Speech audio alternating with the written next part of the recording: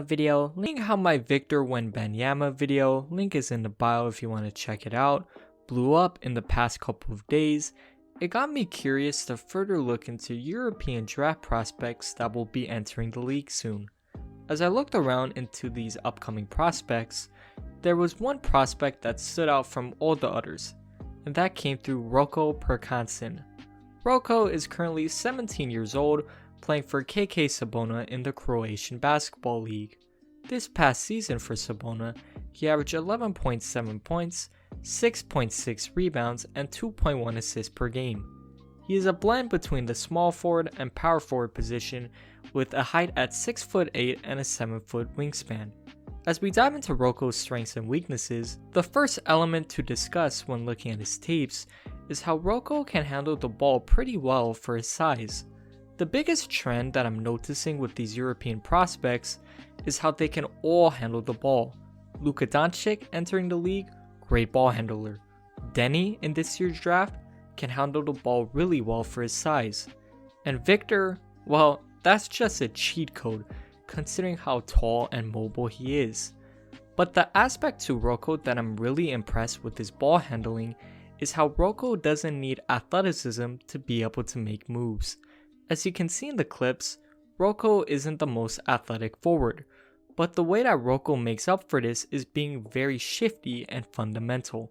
He loves to be able to use a hesitation that allow him to either do a crossover or go between the legs, and then potentially do a spin to finally get into the lane and finish. And this is very similar to how Luka Doncic beats his opponents off the dribble.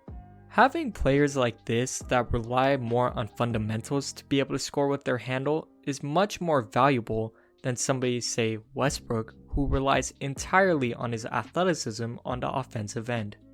With his ball handling ability being addressed, the next topic that needs to be talked about is how well Roko can play off the ball. One of the most underrated forwards in this league, in my opinion, is Danilo Gallinari, due to the unique versatility that he poses on the offensive end.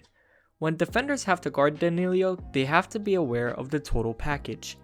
Danilo has become a great shooter that defenders can't leave open, and can take defenders off the dribble and even post up as well. As a result, I can honestly see the same thing with Roko after spending a couple of years in development in the NBA. As you can see in the clips, there was multiple times where Roko would set a screen and dive hard towards the paint in order to score inside, or get a pass from the teammate and dribble in to take a mid-range jump shot. The biggest thing to me about all of this is how Roko is diversifying his offensive game.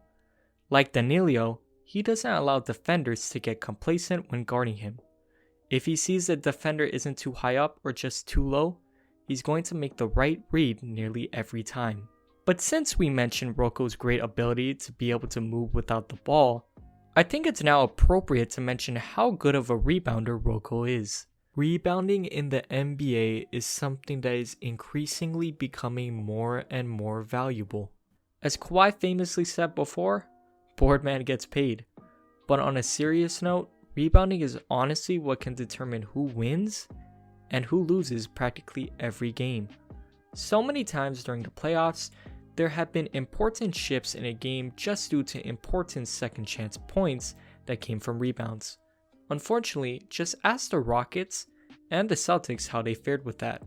For Roko though, in my opinion, he is already a really good rebounder and is on the verge of becoming elite. What I love the most with Roko's rebounding is how hard he pursues the offensive rebound. And the reason is due to how this expands Roko's ability to score the ball.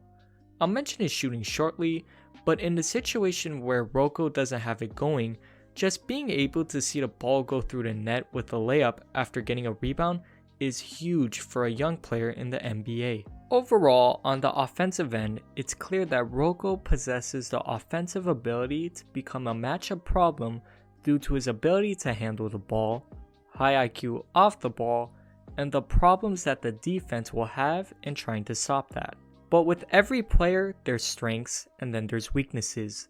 And the main weaknesses with Roko is his defending and shooting. With Roko's defense, it's clear that his lack of elite athleticism that is needed by most in the NBA is what is holding him back. When having to guard against people who are just extremely quick and athletic, he struggled mightily against them. The question is, will Roko be able to improve his defense? Every player can improve their defense, but there's a cap, in my opinion, into how much a player can actually improve. For Roko, being able to guard most fours and just not being a complete defensive liability is what NBA fans should want to see from him as he develops. As for his shooting, this is something that Roko will seriously need to improve as he enters the NBA. Roko for his career is shooting roughly around 30% from 3. The reason I believe that Roko's shooting isn't that high is due to the odd mechanic that he has as he's about to release the ball. Once he enters the NBA, I can see the respective team's development staff working on the upper part of his release to see improvement in his shooting percentage.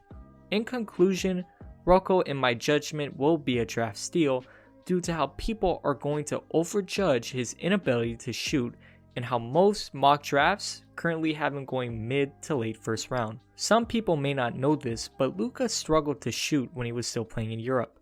He shot for his career only 33%, and in the season before he declared for the draft, it was only 28%. Basically, what I'm trying to say here is that somewhat similar to Luka, Roko is going to present a lot of positives to whichever team is going to draft him. Let's just see which team has the same viewpoint. Until next time, peace.